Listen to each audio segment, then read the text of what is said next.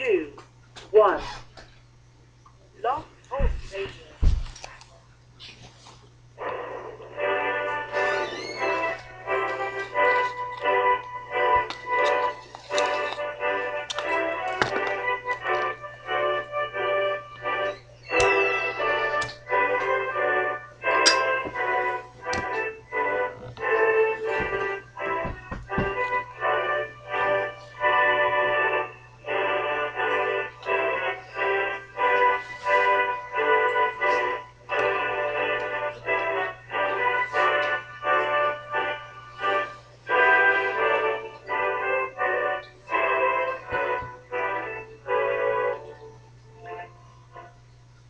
Boa noite, meus amigos. Estamos aqui de volta. Como sempre, começamos invocando a Santíssima Virgem Maria, o Santo Padre Pio de Pietrelcina, para que roguem a Deus que nenhuma injustiça se cometa neste programa. Falando aqui em injustiça, programas atrás eu cometi uma injustiça com relação ao Carlos Vereza, porque alguém me enviou aquela gravação que ele tinha feito no programa do Jô Soares, onde criticava algumas coisas do governo Lula e tentava salvar a imagem do esquerdismo. Eu fiquei com uma péssima impressão daquilo e falei horrores do cidadão. Depois, alertado por alguém, eu fui olhar o blog dele e vi que eu estava completamente enganado. Eu tinha tido a impressão que aquilo era, vamos dizer, um momento um arrebatamento momentâneo do esquerdista fiel, que ficou irritadinho com o governo Lula e falou uma coisa assim a esmo. Depois eu vi que não era não, que há anos ele estava meditando, revendo suas posições, fazendo um esforço para compreender o que está acontecendo, e vi que é uma muito sério. E daí escrevi um artigo a respeito no Diário do Comércio uns dias atrás e recebi depois uma carta dele, onde ele diz o seguinte: Mestre Olavo, o título de admiração não é fruto de um entusiasmo passageiro, pois acompanho sua obra e postura há alguns anos. Serei breve. Li o que você escreveu sobre a entrevista que concedeu ao Jô Soares, lá se vão mais de 10 anos. Eu também não sabia que a entrevista era de 10 anos atrás. Eu achei que tinha sido, de repente, uma coisa assim, um acesso de frescura, mas eu estava completamente enganado, completamente enganado. E durante todo esse tempo ele é acessado no YouTube com razoável regularidade, causando indignação aos donos do poder. Realmente estou só, sem drama, sem pieguismo. O horror político e espiritual instalou-se no país em forma de bucaneiros travestidos de partido político, devorando o que possa ter restado de ética e cidadania em nosso pobre e apático povo. Ser contra, ser inimigo do povo, como já me classificaram para minha honra, sabendo que os inclassificáveis não leram a obra de Ibsen, traz por consequência o afastamento de amigos, de antigos companheiros, que não percebem que o ser humano nasceu para a liberdade, o que é incompatível com o mais que falido sistema comunista. Talvez seja tarde demais, como você deixou claro em seu objetivo texto, mas não tenho como voltar sob pena de decepcionar minhas filhas, filho e neta. E não vai nesta decisão nenhuma pretensão heróica, pois tento adaptar-me ao grande Cícero a seu tratado sobre a velhice. Creio também que não deveria ter lido Céline, Camus, Sartre, Os Rebeldes Sem Causa, que justamente com Kardec, cientista e filósofo que raramente consta das enciclopédias, não permitiram que eu tivesse uma visão do mundo estreita e previsível. Desculpe um tratamento informal, sabendo como sei da sua admirável juventude intelectual. Abraço e minha reiterada admiração, Carlos Vereza. Então, Carlos Vereza, fique sabendo que a admiração é mútua. Eu fiquei realmente impressionado com este longo trabalho de revisão da sua vida à luz da situação política. Porque, de fato, a gente só entende as grandes mutações históricas quando a gente entende o encaixe da nossa própria biografia dentro delas. Nós temos que saber o que nós fizemos. Se você não sabe exatamente o que você fez, como é que você vai saber o que está acontecendo? E eu vi que ali o Carlos Vereza tem muita sensibilidade para essa relação íntima entre a biografia, sua biografia interior e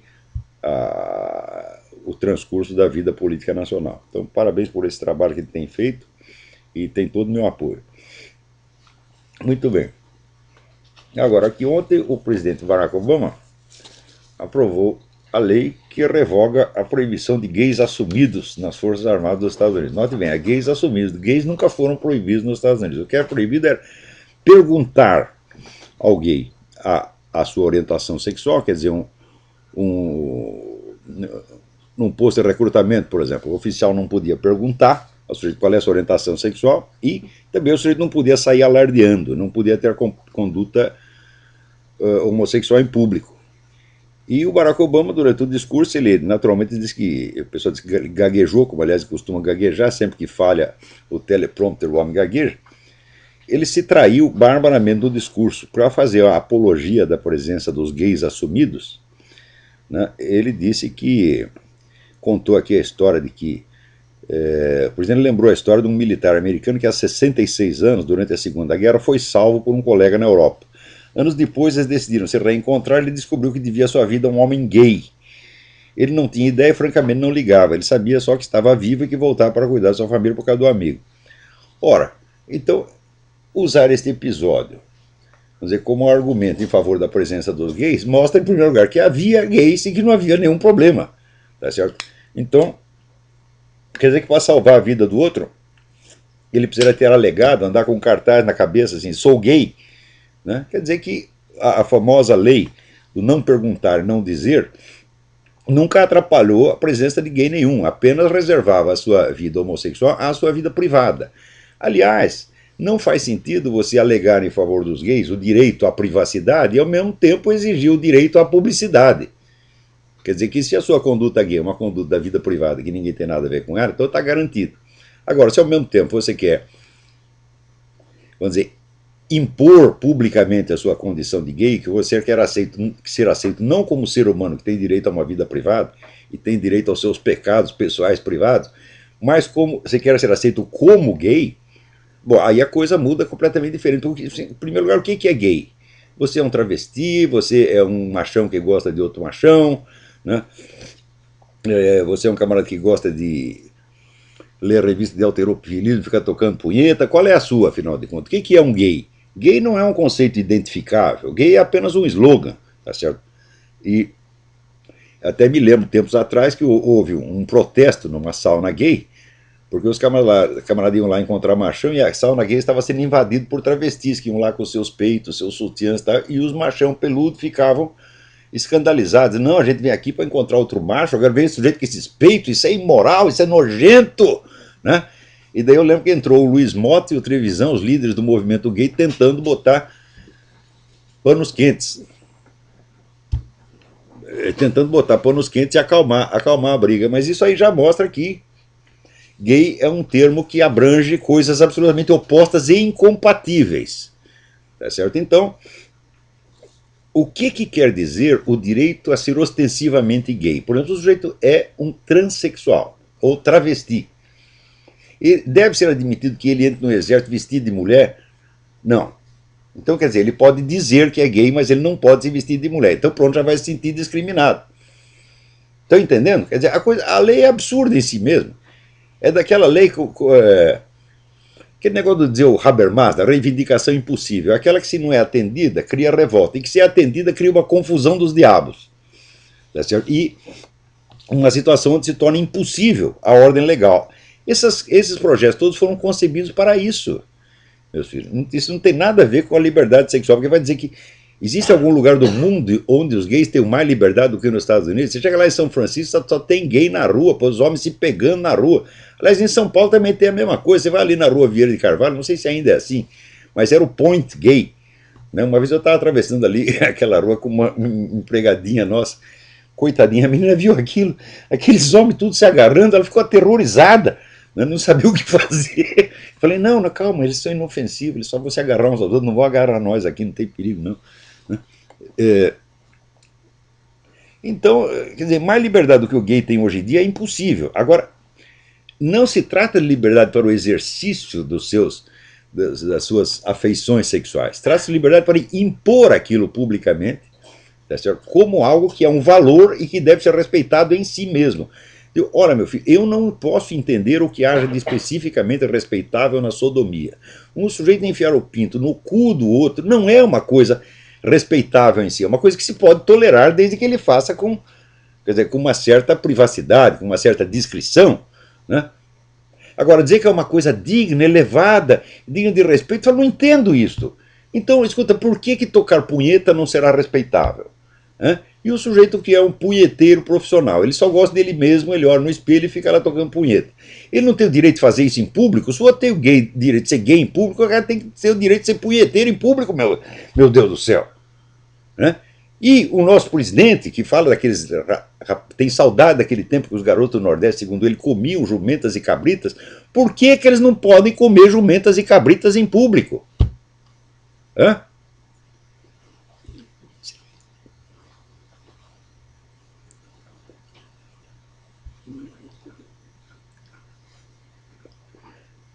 Por que não podem? Né?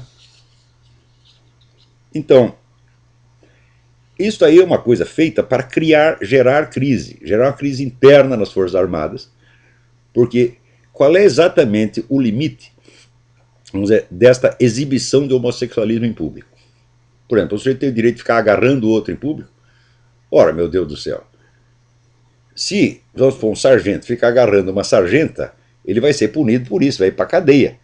Tá certo? Quer dizer, dentro do quartel não vai ficar fazendo isso. Então, o gay, se ele não puder fazer, ele vai dizer que foi discriminado. Eu estava aqui exibindo a minha afetividade em público, né? Porque agora chama-se afetividade. Quer dizer, você dar o cu para o outro ou comer o cu do outro não é sexo mais, é afetividade. Né? Tem até essa futura ministra aí, esqueci o nome da idiota, né? Aquela que o Bolsonaro chamou de vagabunda, Maria do Rosário, né? Chamou de vagabundo, que é uma ofensa aos vagabundos. Dizendo, não pode usar a palavra homossexualismo, que é discriminatório, é homoafetivo.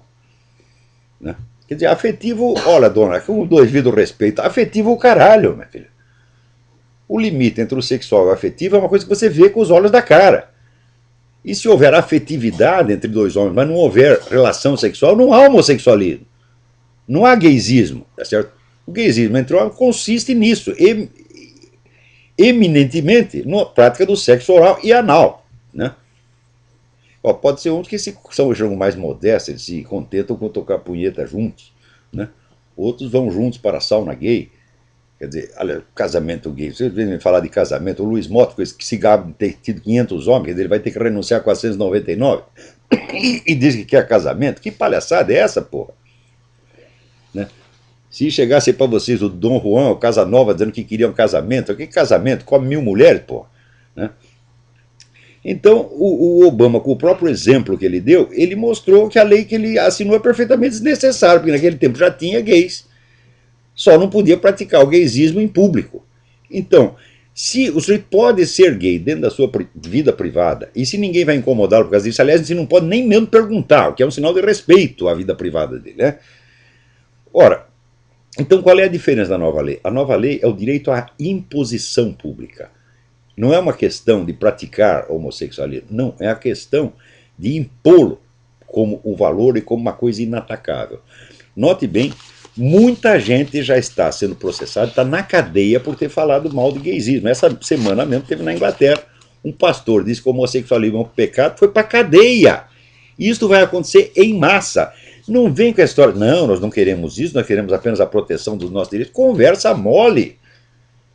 Nós sabemos que a imposição, vamos dizer, desta fantasia sexual como um direito sacrossanto que está acima do direito da liberdade religiosa, está acima do direito de servir a Deus, está acima de tudo e que não pode ser criticado de maneira alguma, esta é a imposição mais tirânica que já houve na história.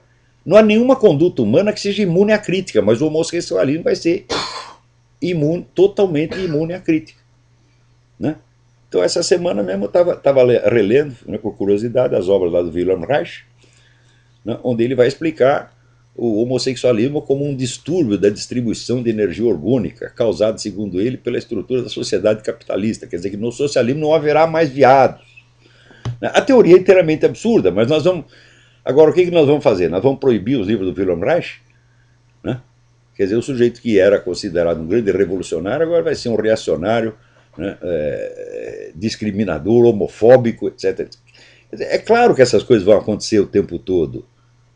E imagina aquele caso aqueles travecos que se vestiam de freira, né, e se apresentavam numa missa para receber a comunhão. Fizeram isso aqui em massa. E os padres, covardes, filhos da puta, davam a comunhão, porra, em vez de botar os caras para fora. Porque se botar para fora vai ser processado por discriminação. Então você tem que aceitar a paródia. Quer dizer, o sujeito faz uma paródia, uma palhaçada de propósito para humilhar você, e você tem que abaixar a cabeça e dizer amém. Eles vão fazer isso em massa. Presta atenção, essas leis são feitas para isto. essa lei foi feita para criar, vamos dizer, a imposição da superioridade do gay sobre os demais dentro das Forças Armadas. Agora, isto não quer dizer que, assinada a lei pelo presidente, a coisa vai ser aplicada imediatamente. Não, porque isso ainda depende, vamos dizer, dos comandantes militares tomarem decisões quanto a, vamos dizer, se isso vai atrapalhar alguma coisa, vai ser um risco para a segurança, mas é evidente que vai ser um risco para a segurança. É evidente, quer dizer, a fantasia sexual não tem lugar no meio militar, meu Deus do céu. Né?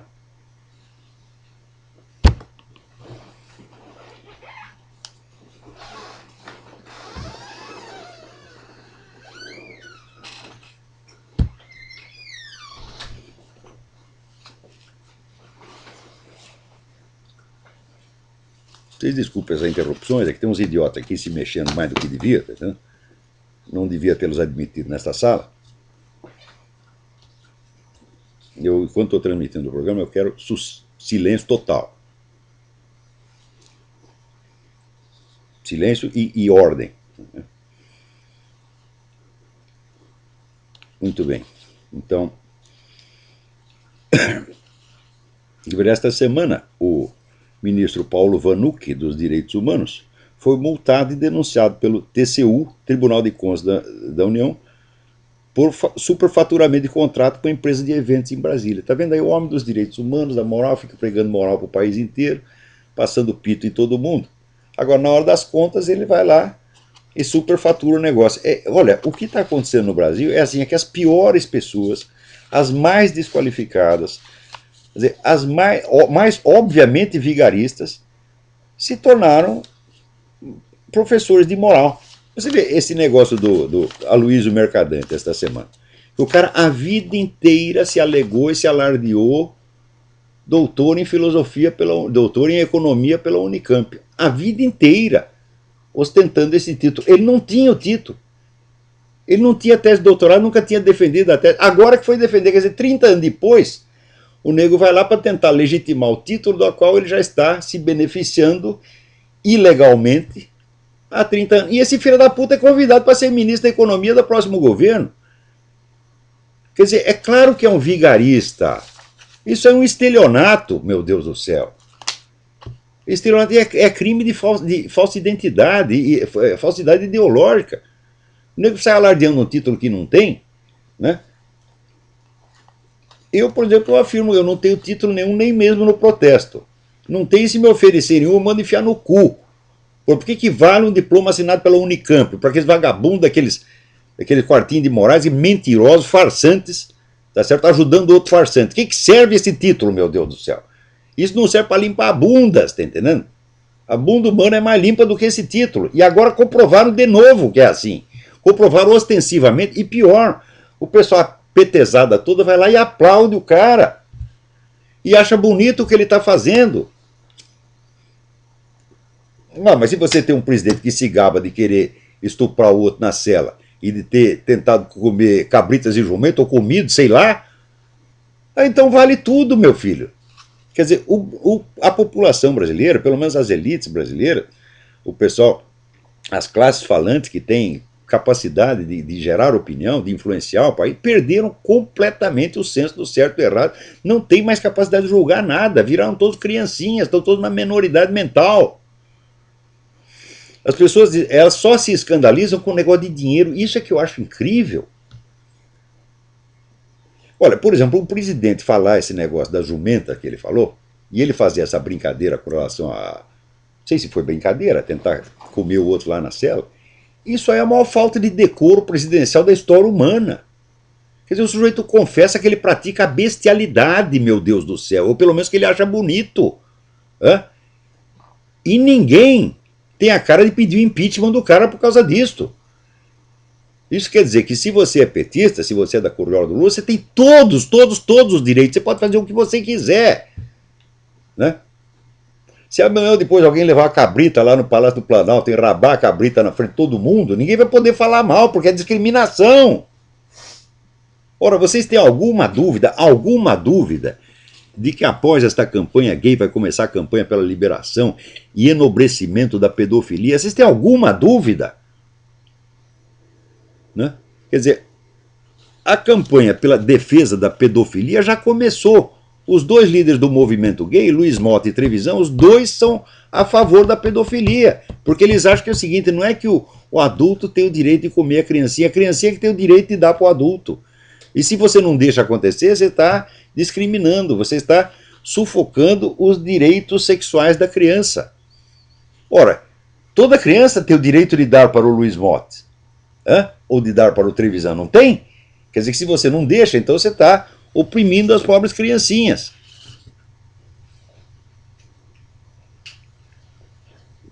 Alô, tem alguém na linha aí, quem é? Tudo bem? Renato aqui de Belo Horizonte. Renato de Belo Horizonte, tudo bem? Tudo bem. Primeiramente, eu vou fazer duas perguntas, eu vou desligar, como você já pediu em outros episódios. Mas primeiro, você deixa eu mandar um abraço para um amigo meu lá do interior de São Paulo, Giuseppe. Ele está assistindo a gente e nós estamos tentando convidar outras pessoas, porque seu programa é muito bom. Muito obrigado. Na Bíblia a gente tem uma pessoa como você para abrir os olhos. Inclusive aquela entrevista que você deu há um certo tempo atrás na OAB de São Paulo, aquilo dali foi o supra-sumo do resumo do que acontece no mundo. Muito obrigado. A minha pergunta é o seguinte, você notou que nos Estados Unidos, na Europa, as pessoas não falam mais, quando chega a época de Natal, eles não falam Merry Christmas mais, eles falam Happy Holidays. Pois é, tem, vamos dizer, várias empresas e grupos multimilionários aqui estão fazendo uma campanha para forçar isso, proibir a expressão Merry Christmas. Porque aí eles alegam a separação entre igreja e Estado. Mas você acha que o Walmart é um Estado? Quer dizer, no Walmart não pode falar Merry Christmas, que está violando a separação de igreja e Estado? Isso é uma campanha para reprimir a religião mesmo. Assim, agora... É um absurdo, é um feriado tipicamente cristão, o Natal. Ah, mas eles querem desfigurar, eles querem tirar. Os falou outra coisa, os judeus também. Eu não entendo isso. Então essa é uma questão. A segunda questão que eu queria colocar é o seguinte. Você já ouviu falar de uma certa comparação que existe entre o Papai Noel e Jesus Cristo? Não ouvi falar, mas Papai Noel é um mito, né? Na internet, quando você busca lá alguma coisa assim, Santa Claus comparison Jesus Cristo, aparecem várias coisas. Eu vou procurar isso aí. A criação da figura de Papai Noel foi para substituir a figura religiosa de Jesus. Mas não tenha a menor dúvida. No outra oportunidade, pudesse comentar isso. Então, olha, eu vou procurar isso aí e mais tarde eu comento. Eu não estou nem sabendo que as pessoas estão fazendo essa comparação aí, mas ela é inteiramente absurda. Então, muito obrigado a você, vamos em frente. Então, e aí, a partir do link, você pesquisa, por favor. Eu vou pesquisar, brigadão.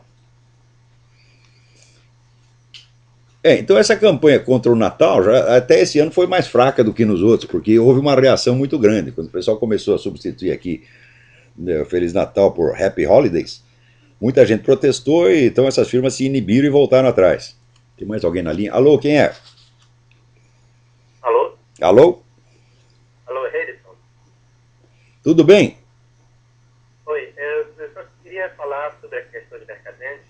Na verdade, ele não vai ser ministro da Economia, vai ser ministro da Ciência e Tecnologia, ou seja, ele vai mandar nas verbas da pesquisa da pós-graduação. Olha que maravilha, é pior ainda, é? Das pessoas que deram doutorado para ele.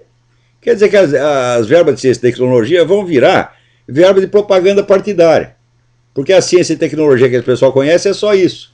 Se você vê o currículo lá do ministro da Educação, Fernando Haddad, tudo o que ele escreveu foi só apologia do comunismo. Só isso, é só propaganda comunista.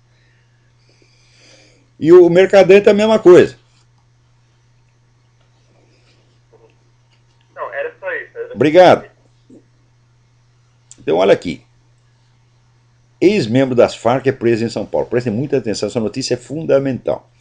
Um colombiano de 50 anos, ex-integrante das Forças Armadas Revolucionárias da Colômbia, que vivia na Bolívia, foi preso sábado com mais 4 homens na região da Penha, zona leste de São Paulo. Ele estava com 240 quilos de cocaína escondido no fundo falso de um caminhão.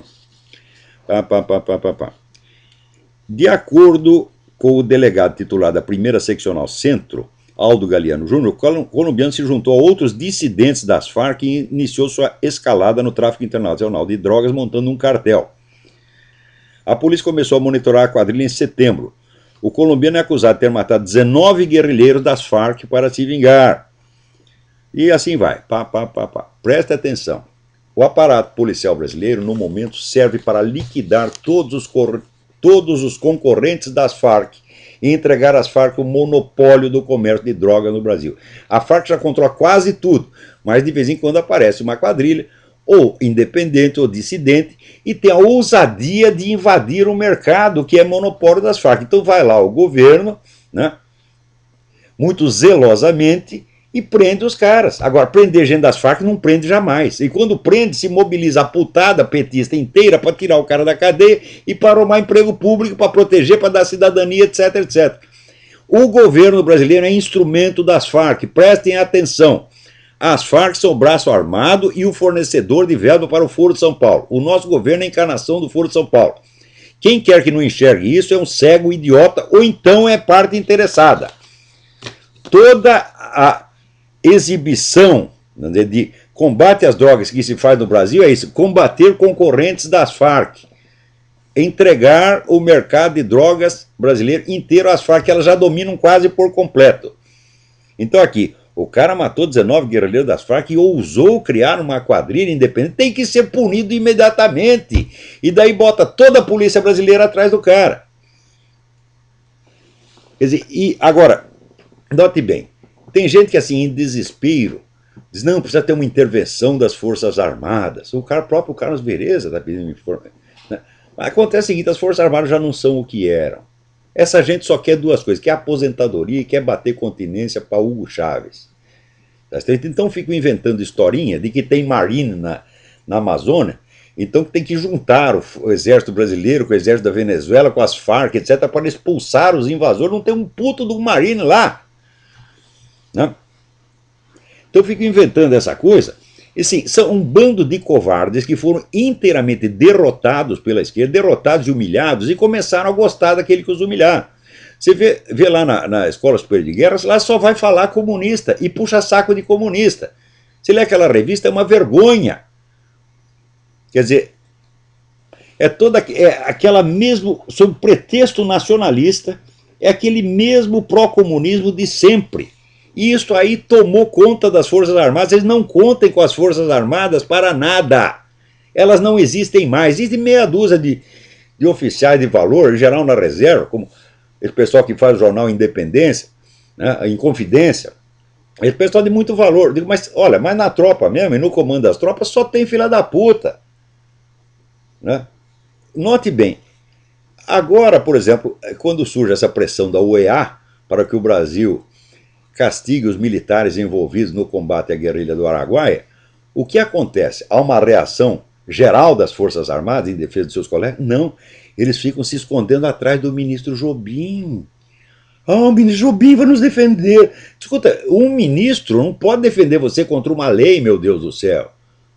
Os caras já estão modificando a lei da anistia e vão pegar todos vocês, vão pegar homens de 90, de 100 anos. Está aqui, a Graça Salgueiro, no blog dela, Nota Latina, que ainda é a melhor fonte de informação sobre a América Latina, informa que já morreram na cadeia 102 oficiais militares nos vários países da América Latina. E a mesma coisa vai ser feita no Brasil. No Brasil tudo vai mais devagar, pelo tamanho do país, né, e pela, vamos dizer, pela desorganização geral. Mas o destino dos militares está selado. E eles, na hora H, eles vão vender os seus colegas, vão vender a honra das Forças Armadas e inventar um pretexto para enobrecer a adesão deles à Revolução Latino-Americana. Não tenho a menor dúvida que isso vai acontecer. O Brasil, vamos dizer, é um país que desceu moralmente a um nível que se tornou impossível de descrever. Todo brasileiro, o sonho dele é vender-se um pouquinho mais. Não precisa nem ser caro, o Brasil se vende barato. E depois que ele se vende, ele inventa todo um discurso moralista para enfeitar o que ele fez. Todos são assim. Vocês não lembram o presidente Collor? Você quer alguém que foi mais xingado, aviltado, perseguido, desmoralizado pela esquerda do que o Collor? O que está o Collor fazendo agora? Puxando o saco de Lula e do PT. Hã? São todos assim. Agora, sempre na hora que ele se vende, esse avilto, é sempre com aquela pose de dignidade. Então no Brasil o negócio da dignidade gay funciona. Está lá o sujeito de 4 dando o cu pro outro e falando dignidade, dignidade. São todos assim. Não é o movimento gay. O Brasil inteiro é assim.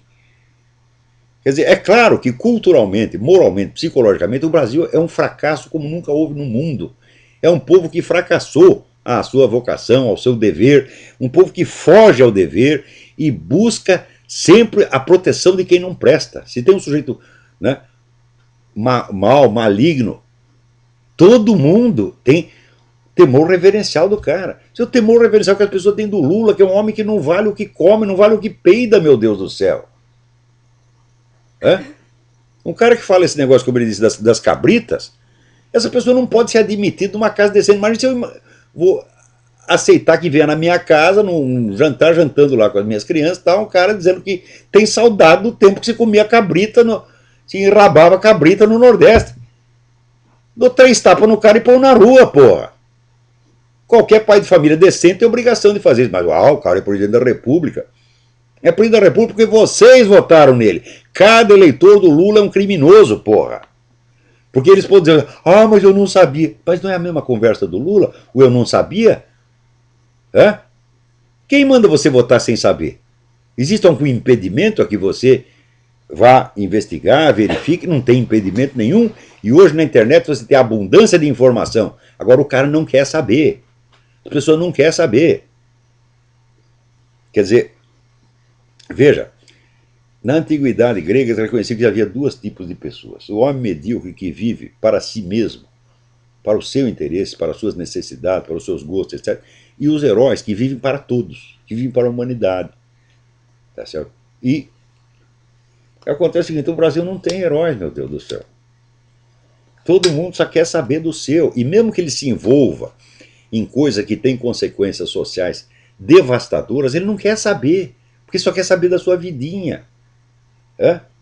Eu vi gente que se meteu nesse negócio do Legionários de Cristo, né? E depois de alertar, depois de saber tudo o mal que essa organização fez, as pessoas continuam lá porque, eu não sei, eu não fui afetado por isto, minha família está feliz lá. O que é isto, minha gente? Quer dizer, você não é responsável pela organização que você pertence, está fazendo de mal no mundo? Que você só enxerga a sua vida privada? Então isso é a mesma coisa que o sujeito entrar no Partido Comunista, entrar na máfia e dizer, olha, para mim não fizeram mal nenhum, não estou vendo mal nenhum. Como é possível uma coisa dessa? Agora, também chega aqui, vamos dizer, já é antigo isso, né? Quer dizer, a epidemia de ameaças de morte a bispos brasileiros, que foi anunciado pela Rádio Vaticano, né? E ainda diz o seguinte, não pensem que são casos isolados. Isso aí está acontecendo e não tem um jornal brasileiro que noticie isso. Quer dizer, tudo o que mostra esse pessoal da esquerda com a sua verdadeira face está proibido no Brasil. Só não está proibido denúncia de corrupção, porque dinheiro é a parte mais sensível, né, da sensibilidade do brasileiro. Tocou no meu rico dinheiro. Eu sempre tive nojo disso aí. Quando as pessoas dizem assim, a campanha, o petróleo é nosso. O que é isto, porra? Eu nunca recebi uma gota de petróleo, né? O petróleo é do governo, meu filho. O governo tem monopólio sobre o subsolo. Então é tudo dele. Agora quer dizer que aquilo que é do governo é meu, eu vou ter um sentimento de propriedade sobre aquilo que o governo tomou de mim, e eu ainda vou dizer que o fato de ele possuir aquilo assegura a minha propriedade? Não, mas as pessoas tinham esse sentimento. Quer dizer, o nacionalismo brasileiro é constituído de sentimento de propriedade sobre o solo. É só isso. Se você pega qualquer país do mundo, o sentimento de nacionalidade é baseado em valores, é baseado na história, é baseado em grandes feitos, é baseado em grandes obras, é baseado nos santos, nos heróis. Não, no Brasil é assim, o amor, a posse do território, as riquezas do... Quer dizer, este é um país de gente dinheirista, e só materialista até o fim, e Não tenho a menor dúvida que esta situação, esse descalabro que nós vemos no petismo, é a expressão legítima da sociedade brasileira. O Brasil tem o governo que merece. E pior, vai piorar muito. Muito. Vocês não tenham dúvida que em 2 ou 3 anos vai haver a perseguição geral a quem quer que seja contra gaysismo, tá certo? Vão se proibir edições da Bíblia, vão se proibir edições do Dr. Freud, e ninguém vai poder abrir a boca, a coisa vai ser sacrossanta, quer dizer, dar o cu será a atividade humana mais respeitável, mais digna e intocável do universo. Tá? Isso vai ser feito no Brasil. E quando começar a liberar a pedofilia, quero ver alguém falar mal. Vocês já aceitaram tudo. Já estão aí mais que de joelho, estão de 4. Incluindo o pessoal das Forças Armadas. Olha, eu em outras épocas, eu já sofri muita perseguição, muito boicote, muito insulto por causa de defender a honra das Forças Armadas quando eram acusadas injustamente. Mas note bem, vamos ver o outro lado da moeda. Passaram-se 30 anos desde o fim do regime militar. Até hoje eu não vi um milico tentar fazer a autocrítica daquele tempo. Dizer, vamos ver os nossos erros. Nenhum fala disto. Por exemplo, nenhum diz, nós fomos cegos, porque nós não vimos a revolução cultural acontecendo. Nós ficamos obcecados com a guerrilha e até protegemos a esquerda pacífica que agora está nos enterrando. Eu não vi um milico dizer isto. Eu não vi um milico dizer o seguinte, nós com a nossa arquitetura, nós deformamos completamente as grandes cidades brasileiras, sob o pretexto, vamos dizer, de facilitar o trânsito ou coisa assim. Nós enchemos tudo de minhocões que destruíram, desfiguraram a cidade completamente. A nossa arquitetura, nosso urbanismo é monstruoso. Eu não vi um milico dizer isso. E reconhecer que na hora que você desfigura o ambiente físico, você degrada moralmente as pessoas. Eu não vi um reconhecer isso. Eu não vi um também fazer a autocrítica da fraqueza que teve com a esquerda, como por exemplo o general Ernesto Geisel, que dizia, não, eu não sou infenso à esquerda. Meu filho, você foi posto lá para ser infenso à esquerda. Você foi posto lá para defender o país contra a esquerda que estava tentando implantar um regime comunista no Brasil. Mas depois, o cara se deixa encantar por gente do show business, por intelectuais, etc. Ele quer parecer bonitinho na frente deles. E daí boicota um verdadeiro patriota que foi o general Silvio Frota. Isso aí vocês têm a obrigação de fazer autocrítica, porque a situação de hoje foi criada por vocês. Foram vocês que aplanaram o caminho para a esquerda tomar todo o poder. Vocês fizeram isso em primeiro lugar destruindo a classe política, porque você e milico, acho que só milico sabe. Então reduziram a classe política à condição de carimbar os seus decretos. Resultado, a classe política foi enfraquecendo, enfraquecendo, enfraquecendo, e chegou uma época que a pessoa mais forte, mais vigorosa da classe política era aquele idiota do Ulisses Guimarães. Isso foram vocês que fizeram. Vocês destruíram a carreira política do Carlos Lacerda, que era o político mais promissor que tinha no Brasil. Por que vocês não fazem uma autocrítica? Veja, quando a esquerda foi derrotada em 1964, a primeira coisa que ela fez foi se recolher e fazer a autocrítica. Vamos ver os nossos erros. Agora, esta milicada brasileira não é capaz, não tem hombridade suficiente para ver os próprios erros. Fica só se fazendo de vítima. E quando é perseguida, aviltada, acusada do que não fez, reage fazendo uma notinha oficial. Eu mil vezes, em conferências, em artigos, digo, não é assim que se faz. Quando vocês são acusados de uma coisa que não fizeram, você tem que processar o filho da puta. Tem que reagir como homem. Não é como mulherzinha que fica só chorando em notinha oficial. A minha palavra nunca foi ouvida. Então eu digo, olha, eu conheço meia dúzia de oficiais de muito valor no Brasil. Mas infelizmente eles não são a norma. Então não adianta contar com as nossas forças armadas, que hoje são fraquezas desarmadas. Olha aqui, na Inglaterra. Tem um pregador de rua, pastor, Dale McAlpin, disse que o homossexualismo é um pecado, que está escrito na Bíblia que é um pecado, meu Deus do céu, ele está lá repetindo a Bíblia. Foi preso. Isso aí não é o primeiro caso, são centenas.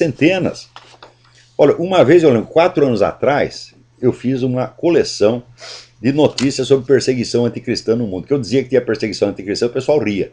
Daí eu juntei 400 notícias e botei na minha homepage. Daí o pessoal começou a perceber que existia, mas eu não pude atualizar esta coisa. Nos últimos 4 anos a coisa piorou piorou formidavelmente. Né? Agora daqui, o Reinaldo Azevedo fazendo a campanha Mercadante devolva o doutorado. Ora, o Reinaldo Azevedo é excelente pessoa, mas ele é educado demais. Não é que tem que devolver o doutorado. Esse cara tem que ser banido da vida pública, porque é um vigarista, é um estelionatário. É um autor de crime de falsidade ideológica, meu Deus do céu. Além de estar desmoralizando completamente o seu próprio diploma. Que aliás nem precisava ele ajudar, porque o diploma no Brasil já não vale nada, não serve para limpar a bunda.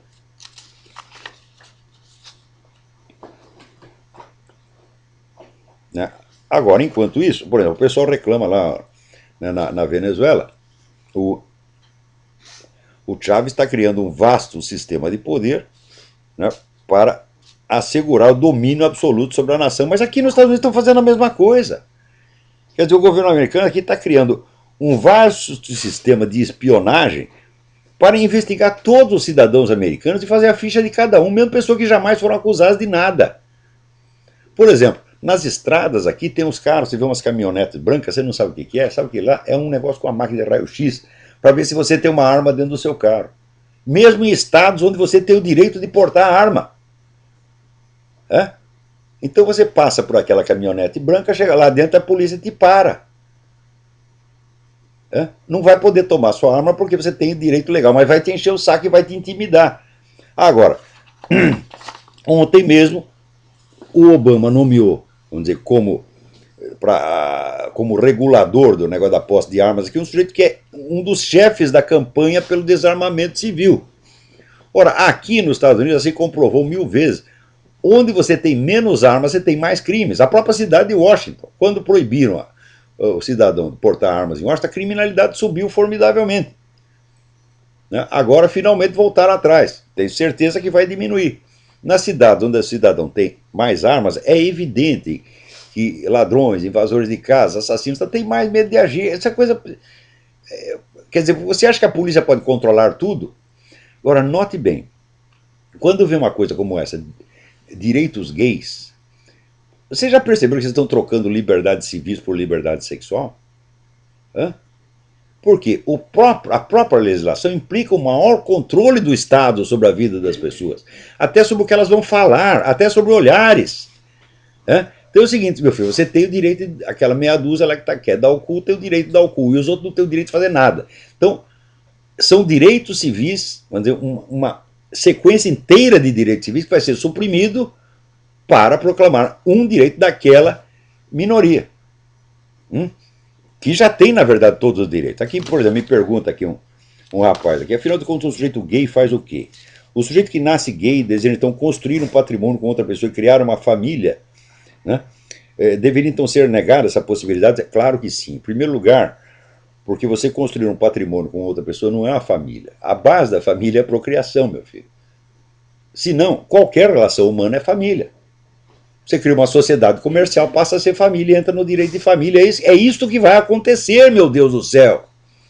Por 3 caras que não são gays, mas querem obter vantagens, obter verbas, etc. Eles se ajuntam e falam, nós vamos fingir que nós somos uma família gay, ninguém vai poder averiguar se nós estamos dando cu, chupando pica, ninguém vai ver nada disso, e a gente faz isso e vira uma família, junta 4 homens, 5 homens e vira uma família. Quer dizer, isso é a destruição do direito de família, a destruição completa do direito de família. Vocês vão ver o caos jurídico que isso vai criar daqui a pouco. Por exemplo, se tem casamento gay, tem que ter divórcio gay. Hein? Como é que você pode regular um casamento onde não há papéis sexuais definidos? Hein? Eu, por exemplo, estou aqui. Se a Roxane não quiser dar para mim, eu posso pedir o divórcio. Ela se recusa a desempenhar o seu papel. Agora, e se ela não quiser me comer? Eu posso chegar no juiz e dizer, pô, seu juiz, a Roxane não me come. Não posso. Agora, entre 2 gays não há papel sexual definido. Portanto, qual é a condição para o divórcio? Isso é impossível de definir, meu Deus do céu. Isso vai fazer de todo direito de família uma palhaçada. Vai destruir o edifício inteiro em poucas semanas. Ademais, o casamento gay tem de ser monogâmico? Quem disse? De todos os gays que existem, qual é a proporção de gente monogâmica que tem ali? Eu repito o conselho, vá na Rua Vieira de Carvalho e veja a fila dos caras para entrar no casamento, no cinema gay, onde nunca passou um único filme, tá certo? Dando a volta no quarteirão, os homens tudo se agarrando ali. Aquilo é monogamia, meu Deus do céu. Veja a instituição da sauna gay. Hein? Você acha que aquela gente toda que vai na sauna gay vai em busca do sagrado matrimônio? Que palhaçada é esta? Isso é uma farsa para nos humilhar. Olha, eu nunca perturbei ninguém por causa da sua conduta sexual. Você quer dar desse, você quer ir na sauna gay. Eu tinha um aluno que ia na sauna gay, daí contava que eles faziam um negócio chamado navio negreiro. Apagava a luz, todo mundo comia todo mundo. Ele dava para 40 num dia. Eu achava aquilo muito extravagante, mas eu jamais o humilhei em público por causa disso, nem o faria. Não. Se ele viesse me pedir um conselho, eu dizia, pô, moderação nisso aí, porque tem negócio de AIDS, cuidado. Então, o preciso fala nos danos para a saúde. A média de vida de gay é muito mais baixa do que das outras pessoas. Quer dizer, algum fator de risco existe ali. Agora é proibido falar isso. Ah, você para de fumar porque você vai viver 6 meses a menos. Tá? Para de dar porque você vai viver 25 anos a menos, meu Deus do céu.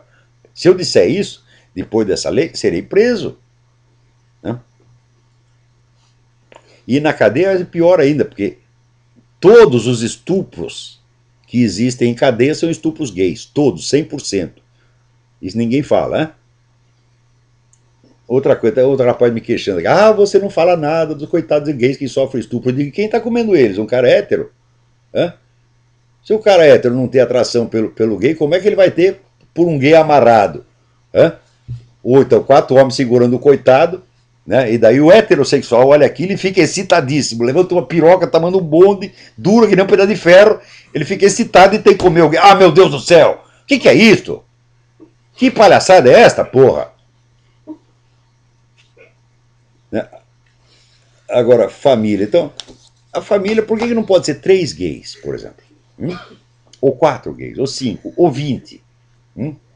A fila inteira do cinema gay. Agora nós constituímos uma família. Fomos unidos pelos sagrados laços do matrimônio. Ora, porra! E se o cara pode casar com o homem, por que o homem não pode casar com 2 mulheres, ou 3, ou 4, ou 5? Por que não pode casar com o cachorro? Ou com o gato? Ou, presidencialmente, com uma jumenta? Né?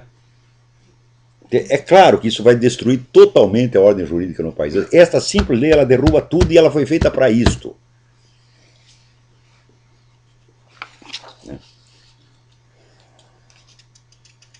Agora, olha, para dizer, nem tudo é ruim.